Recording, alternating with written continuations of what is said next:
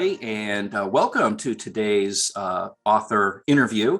I'm Don Finn. I am past president of COABE, and I also serve as the publications chair for the Coalition on Adult Basic Education. And so in this series of interviews, we are highlighting folks who have contributed articles toward our Learning Differences themed COABE journal. And today we're speaking with Margaret Patterson. And she's going to talk a little bit about her article entitled Digital Literacy Skills and Skill Use of Adults with Learning Disabilities. This particular article actually is based on PIAC data, and it's quite interesting because it does focus in on those learning differences and the influence of learning disabilities along with digital literacy. So I'm really pleased to have you here, Margaret. Welcome. And if you don't mind, would you go ahead and just give a brief introduction of yourself? Certainly. Thank you. It's great to be here. Hi, everyone. I'm Margaret Patterson, and I'm founding partner and senior researcher with Research Allies for Lifelong Learning, which is based in the DC metro area. We're adult education research consultants with a mission to support adult educators and learners in applying research and evaluation. Good to be here. Thank you so much, Margaret. It's good to have you here. So just to kind of warm things up a little bit, could you go ahead and just give some insights perhaps as to why you wrote this article for the COABE Journal? Yes, we know that adults with learning disabilities face educational and employment challenges, even more so than adults that typically come to our programs. So this PIAC research was commissioned through the National Center for Education Statistics and American Institutes for Research, AIR. And you mentioned PIAC a moment ago. That stands for the Program for International Assessment of Adult Competencies, and it's a 10-year look at adult skills and workforce participation, which includes assessing the adults as well as finding out more about their backgrounds. So AIR noticed that there's this lack of research on adults with learning disabilities, which we can abbreviate as LD. So PIAC has both an assessment of digital literacy, as you mentioned, and an indicator for whether a person has an LD diagnosis. So the article's objective was to investigate digital literacy skills and the use of those skills for adults with LD in the US. And doing this research offered us an opportunity to find out more about adult skills in digital literacy and how they use those skills at home and at work. Thanks for that overview.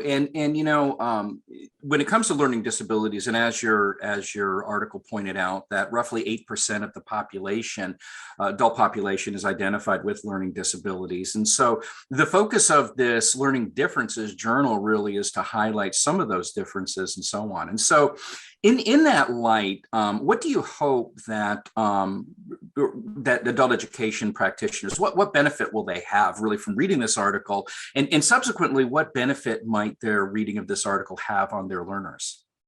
So in addition to insights that we get from the research, adult educators can really glean 3 sets of resources from the article that will benefit their adult learners. So first of all, the research makes a connection between adults having LD and other health conditions, which is really important because that has not come up a lot. So in the health-related implications section of the article, it suggests resources on equitable technology access and some health-related services for adults with LD. Second, adult educators can check in with their learners, so including but not singling out adults with LD, on their digital literacy skills and how they use them at home and on the job. And the article explains how to do that in the implications for instruction section. Third, the article offers a no-cost resource on explicit instruction on problem-solving processes through technology. The article points out several useful features and learning activities in that resources and where to find them. So all 3 sets of these resources are learner-focused and can be applied with adult learners right away, don't have to wait, to support their use of digital literacy. Yeah, that's great. And I will say too that the article brought out several points that you already alluded to, particularly the relationship between learning disabilities and the integration of technology, but also the impact potentially on health, even with employment. And I found the employment connection there kind of interesting as well, as far as how individuals with learning disabilities, adults with learning disabilities, integrate technology. I mean, clearly we're in a very technology heavy society, and so having basic competencies isn't even enough now. So thank you for those insights, and also for those resources. So ultimately, what do you hope the readers are going to take away from this article? Well, the number one message that I hope readers take away is that they, as adult educators, have this golden opportunity for their adult learners with LD to engage more in digital literacy at home and at work. This article offers them the resources, as I just mentioned, to get that opportunity going so that adults with LD can meet the educational and employment challenges that they face. So that's what I'm hoping they'll take away from it.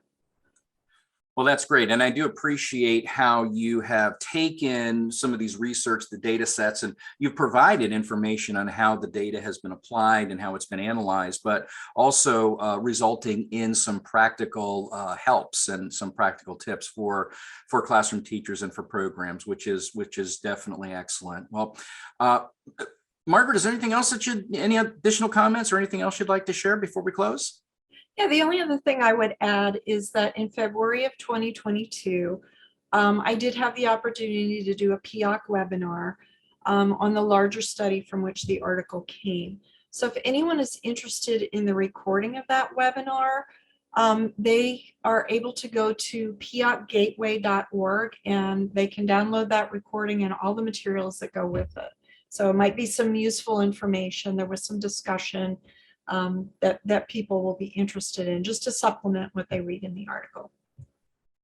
That's great. Thanks so much, Margaret. That's piocgateway.org. Sounds like a great resource and a good opportunity to learn just a little bit more. So, well, thank you so much, Margaret. I will say that the COABE Journal is a great resource for adult educators, and it's a great resource because of folks like you who are taking this research and making it approachable and making it applicable. So I encourage everybody, check out Margaret's article. Again, it's called Digital Literacy Skills and Skill Use of Adults with Learning Disabilities. And it is one of the featured articles in the Learning Differences edition of the COABE Journal. So again, thank you so much. Thank you for your time and watching this video. And we hope that the COABE Journal is a valuable resource for you, and that you check us out on coabe.org. Thank you and have a good day.